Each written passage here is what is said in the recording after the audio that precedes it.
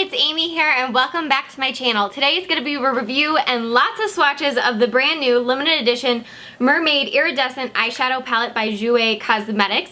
And I have actually never purchased anything from them before. I know people love their lip creams, which are kind of like their liquid lipsticks, but I had never tried anything before and saw the Mermaid collection releasing all over Instagram and I was like, I have to have this. These are gorgeous colors.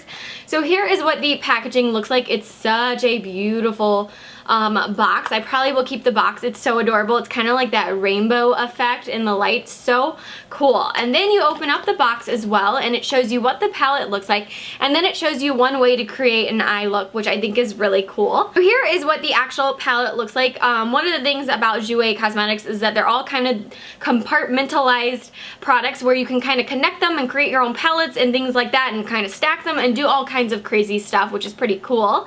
And then they're very unique in the sense that like this pops open and it's just different than a lot of other products that I have. So it's really cool, but first time ever trying Jouer Cosmetics. So it says these 4 mermaid inspired shades are a satin-like texture and light diffusing mineral pigments. These limited edition shades can be used as an iridescent pop of color or as a liner. And this palette of 4 retails for $38 on the Jouer Cosmetics website. And they are also, let's see, 2 grams each, and you get a total of 4 different eyeshadows. So this again is what they look like, and then it shows you one of the eye looks, which I have recreated this eye look before and that's how I kind of tested it out. So let me show you what the palette looks like.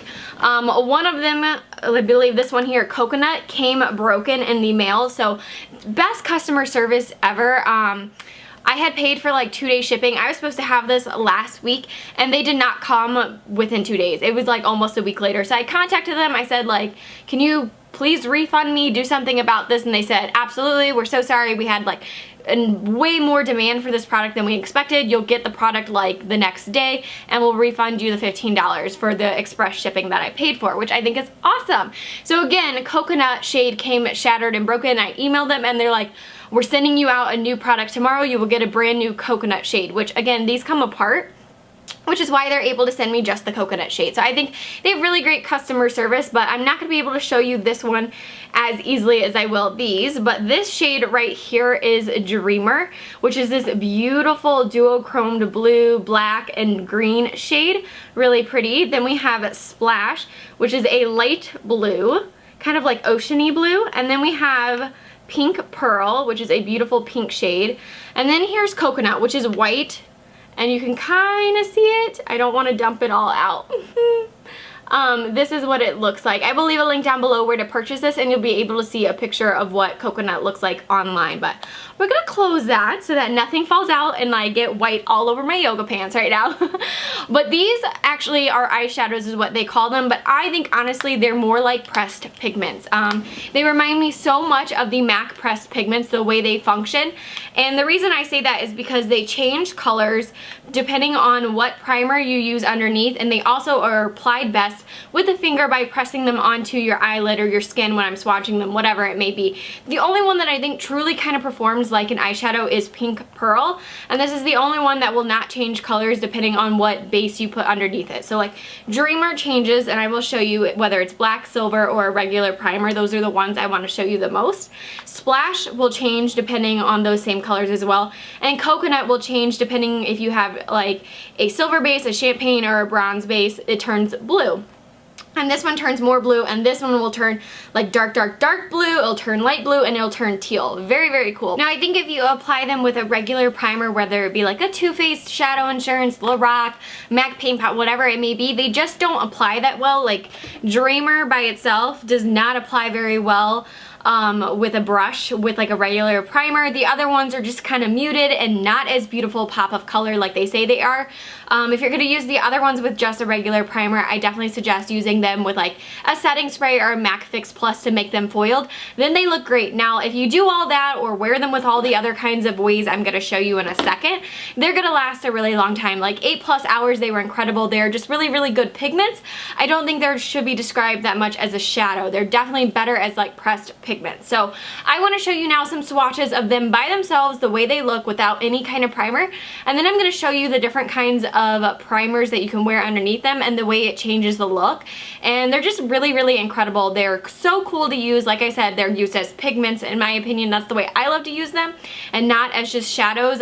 Even in the example they show you, they tell you to layer it on top of something else. So they're supposed to be like these pops of colors and pigments on top of any kind of product. So on here they suggested using Almond, the Jouer powder eyeshadow, and then you go on top with like the pink shade. So using them by themselves is not the absolute best way to do it. They're definitely just going to be more muted. So now let me show you these swatches of them, and then I will get into the fun ways to show you the bases underneath and how it changes the look. So the only hard one that's going to be really hard to show you is Coconut, but let's get started. And this one right here, Dreamer, has the chunkiest formula that's like, feels very, very, very much like a pressed pigment. The other ones are very smooth, like almost your finger just slides off them, which is kind of why it's hard to pick them up with a brush. And then let me try to do Coconut, which the swatch with Coconut may not be the best because like it comes off all chunky because it's literally shattered. So we're just gonna do our best. So let me zoom you guys up close now and show you. So that one is Dreamer, which this is not similar to any other kind of duochrome that you see from like Makeup Geek, MAC, Urban Decay. This one is a very, very blue. It's got some black in there, and then it will change colors depending on what you use it with, between blue and teal and black. So then the next one, I forget the name of this one. It's called Splash. And then the next one is called Pink Pearl. So there's Pink Pearl. And then here is Coconut, which is white with kind of a blue duochrome effect. So that is what they look like. They're very, very, very pigmented.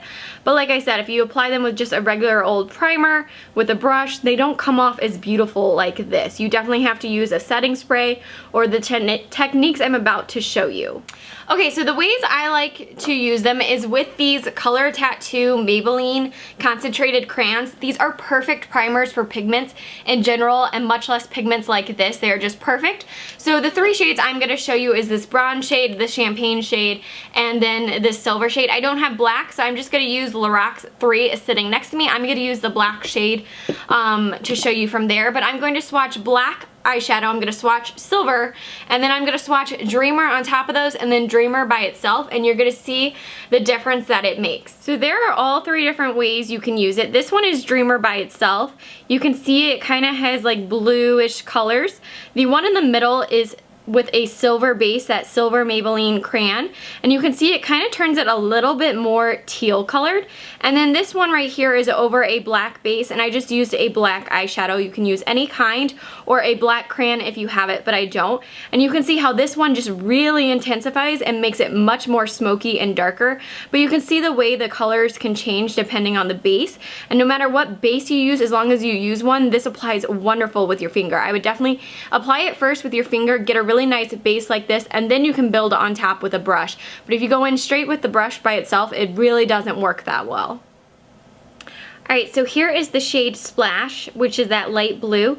This is Splash by itself, really pretty. Here's Splash on top of the silver crayon, and here's Splash on top of a black base.